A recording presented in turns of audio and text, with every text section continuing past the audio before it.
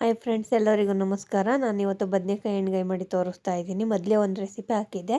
ಇದು ಒಂಥರ ಡಿಫ್ರೆಂಟಾಗಿ ಮಾಡಾಕ್ತಾಯಿದ್ದೀನಿ. ಇದು ಸೂಪರಾಗಿರುತ್ತೆ. ದೊಡ್ಡವರಿಂದ ಮಕ್ಕಳವ್ರು ಕೂಡ ತುಂಬ ಇಷ್ಟಪಟ್ಟು ತಿಂತಾರೆ. ಅಕ್ಕಿ ರೊಟ್ಟಿಗೆ, ಜೋಳದ ರೊಟ್ಟಿಗೆಲ್ಲ ಒಂದು ಒಳ್ಳೆ ಕಾಂಬಿನೇಷನ್ ಅಂತಲೇ ಹೇಳ್ಬೋದು. ನಾನು ಇವತ್ತು ಅಕ್ಕಿ ರೊಟ್ಟಿ ಜೊತೆ ಮಾಡಿದ್ದೆ. ತುಂಬ ಟೇಸ್ಟಾಗಿತ್ತು, ತುಂಬ ಚೆನ್ನಾಗಿತ್ತು. ಇದನ್ನ ಯಾವ ಥರ ಮಾಡೋದು ಅಂತ ನೋಡೋಣ. ಅದಕ್ಕಿಂತ ಮುಂಚೆ ನನ್ನ ವೀಡಿಯೋಗಳೆಲ್ಲ ನಿಮ್ಗೆ ಇಷ್ಟ ಆದರೆ ಪ್ಲೀಸ್ ಸಬ್ಸ್ಕ್ರೈಬ್ ಮಾಡಿ, ಸಪೋರ್ಟ್ ಮಾಡಿ. ನೋಡಿ, ಒಂದು ಬಾಣಲಿನ ಬಿಸಿಗೆ ಇಟ್ಕೊಂಡು ಅದಕ್ಕೆ ಒಂದು ಅರ್ಧ ಕಪ್ಪಷ್ಟು ಕಡಲೆ ಬೀಜನ ಹಾಕಿ ಚೆನ್ನಾಗಿ ಹುರ್ಕೋಬೇಕು. ಹಸಿ ವಾಸನೆ ಎಲ್ಲ ಹೋಗಬೇಕು. ಜಾಸ್ತಿ ಸೀಸಬೇಡಿ, ಸಿಪ್ಪೆ ಎಲ್ಲ ಎದ್ದೇಳೋ ಅಷ್ಟು ಚೆನ್ನಾಗಿ ಹುರ್ಕೊಂಡು ಇದನ್ನು ನಾನು ಸೈಡ್ಗೆ ಎತ್ತಿಟ್ಕೊತೀನಿ. ಇದು ಬಿಸಿ ಆರಿದ್ಮೇಲೆ ಇದ್ರ ಸಿಪ್ಪೆ ಎಲ್ಲ ತೆಗೆದು ರೆಡಿ ಮಾಡ್ಕೊತೀನಿ. ನೋಡಿ, ಇವಾಗ ನಾನು ಇದನ್ನು ಸೈಡ್ಗೆ ಎತ್ತಿಟ್ಕೊಂಡು ಅದೇ ಬಾಣಲಿಗೆ ನಾನು ಒಂದು 1/4 ಕಪ್ಪಷ್ಟು ಬಿಳಿ ಎಳ್ಳು ಹಾಕ್ತಾಯಿದ್ದೀನಿ. ನೀವು ಬಿಳಿ ಎಳ್ಳಿಲ್ಲ ಅಂದರೆ ಹುಚ್ಚು ಎಳ್ಳು ಹಾಕೋಬೋದು, ಇಲ್ಲಾಂದರೆ ಕಪ್ಪು ಎಳ್ಳು ಹಾಕೋಬೋದು, ಯಾವ ಎಳ್ಳು ಬೇಕಾದ್ರೂ ಹಾಕೋಬೋದು. ಇವಾಗ ಬಿಳಿ ಎಳ್ಳನ್ನ ಚೆನ್ನಾಗಿ ಹುರ್ಕೊಂಡು ಇದು ಚಿಟಪಟ ಅನ್ನೋ ಥರ ಚೆನ್ನಾಗಿ ಹುರ್ಕೊಂಡು ಇದನ್ನು ಅಷ್ಟೇ ಸೈಡ್ಗೆ ಎತ್ತಿಟ್ಕೊತೀನಿ. ಇದು ಬಿಸಿ ಆರಬೇಕು ಸ್ವಲ್ಪ.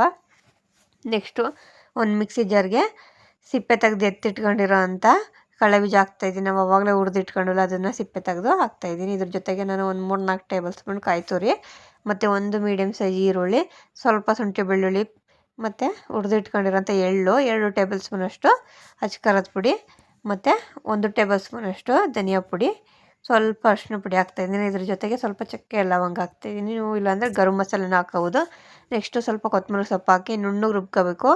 ಜಾಸ್ತಿ ನೀರು ಮಾಡಬೇಡಿ, ಗಟ್ಟಿಯಾಗಿರಬೇಕು, ನುಣ್ಣಗೆ ರುಬ್ಕೊಳ್ಳಿ. ಇವಾಗ ನೋಡಿ, ನಾನು ಬದನೆಕಾಯಿನ ಕಟ್ ಮಾಡಿ ನೀರೊಳಗೆ ಹಾಕಿದ್ದೆ. ಕಟ್ ಮಾಡಿದ್ಮೇಲೆ ಇದೇ ಥರ ಕಪ್ಪಾಗೋದು. ಇದನ್ನು ಹುಳ ಏನಾದ್ರು ಇದ್ದರೆ ಚೆಕ್ ಮಾಡ್ಕೊಂಡು ಈ ಥರ ಕಟ್ ಮಾಡಿ ನೀರೊಳಗೆ ಹಾಕಿ ಇಟ್ಕೊಂಡಿದ್ದ.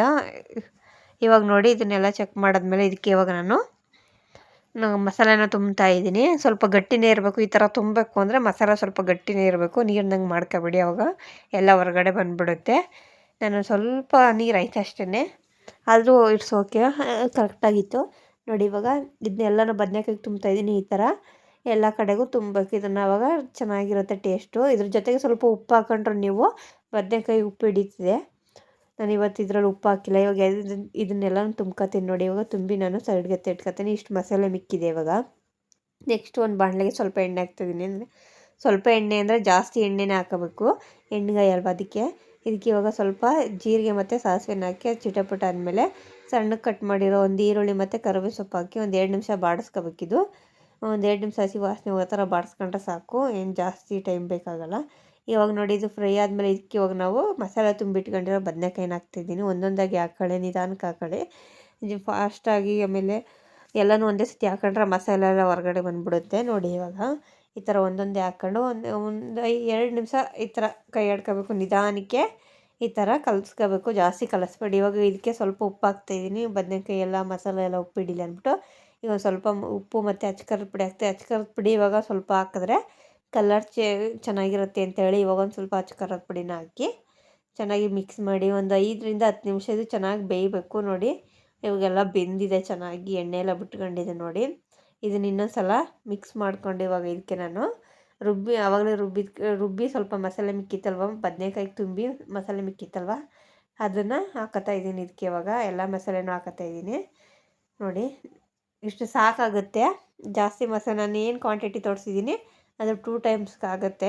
ಆರಾಮಾಗಿ ತಿನ್ಬೋದು ಎಲ್ಲರೂ. ನೋಡಿ, ಇವಾಗ ಇದನ್ನೆಲ್ಲನೂ ಆ ಮಸಾಲೆ ಎಲ್ಲ ಚೆನ್ನಾಗಿ ಮಿಕ್ಸ್ ಮಾಡ್ಕೊಂಡು ಇವಾಗ ಅದೇ ಮಿಕ್ಸಿ ಜಾರಿಗೆ ಸ್ವಲ್ಪ ನೀರು ಹಾಕ್ಬಿಟ್ಟು ಅದರಲ್ಲೇ ಸ್ವಲ್ಪ ನೀರು ಹಾಕ್ತಾಯಿದ್ದೀನಿ. ನಾನೆಲ್ಲ ನೀರು ಹಾಕ್ತಾಯಿಲ್ಲ. ನೋಡಿ, ಸ್ವಲ್ಪ ನೀರು ಹಾಕಿ ಇವಾಗ ನಾನು ಇದ್ರ ಜೊತೆಗೆ ಒಂದು ಸ್ವಲ್ಪ ಉಪ್ಪು ಹಾಕ್ತಾಯಿದ್ದೀನಿ. ಆವಾಗಲೇ ಸ್ವಲ್ಪ ಉಪ್ಪು ಹಾಕಿದೆ, ಇನ್ನೊಂದು ಸ್ವಲ್ಪ ಉಪ್ಪು ಹಾಕಿ ಇದನ್ನು ಚೆನ್ನಾಗಿ ಮಿಕ್ಸ್ ಮಾಡ್ಕೊಂಡು ಇವಾಗ ಇದನ್ನು ಅಷ್ಟೇ ಒಂದು 5 ನಿಮಿಷ ಬೇಯಿಸ್ಕೋಬೇಕು. ಆ ಎಣ್ಣೆ ಎಲ್ಲ ಬಿಡೋ ಥರ ಚೆನ್ನಾಗಿ ಬೇಯಿಸ್ಕೋಬೇಕು.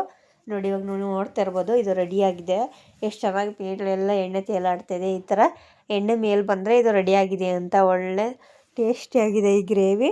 ನಾನಿವತ್ತು ಅಕ್ಕಿ ರೊಟ್ಟಿ ಜೊತೆ ಮಾಡಿದೆ, ತುಂಬ ಚೆನ್ನಾಗಿತ್ತು. ಇದ್ರ ಮೇಲೆ ನೀವು ಇವಾಗ ಹುಚ್ಚೆಳ್ಳು ಪೌಡ್ರು ಬೇಕಾದ್ರೂ ಹಾಕೋಬೋದು, ಇಲ್ಲಾಂದರೆ ಕೊತ್ತಂಬರಿ ಸೊಪ್ಪು ಲಾಸ್ಟಲ್ಲಿ ಹಾಕೋಬೋದು, ಚೆನ್ನಾಗಿರುತ್ತೆ, ತುಂಬ ಟೇಸ್ಟಿಯಾಗಿರುತ್ತೆ. ಹುಚ್ಚೆಳ್ಳು ಪೌಡ್ರ್ ಹಾಕಿದ್ರೆ ಲಾಸ್ಟಲ್ಲಿ ತುಂಬ ಚೆನ್ನಾಗಿರುತ್ತೆ. ನಾನು ಇವತ್ತು ಇರಲಿಲ್ಲ ಅಂದ್ಬಿಟ್ಟು ಹಾಕಿಲ್ಲ. ನೋಡಿ, ಎಷ್ಟು ಚೆನ್ನಾಗಿದೆ. ಇಷ್ಟ ಆದರೆ ಪ್ಲೀಸ್ ಲೈಕ್ ಮಾಡಿ, ಶೇರ್ ಮಾಡಿ, ಕಮೆಂಟ್ಸ್ ಮಾಡಿ, ಪ್ಲೀಸ್ ಸಪೋರ್ಟ್ ಮಾಡಿ. ಇದಂತೂ ಅಕ್ಕಿ ರೊಟ್ಟಿಗೆ ಮತ್ತು ಮೇನು ಜೋಳದ ರೊಟ್ಟಿಗಂತೂ ತುಂಬ ಚೆನ್ನಾಗಿರುತ್ತೆ.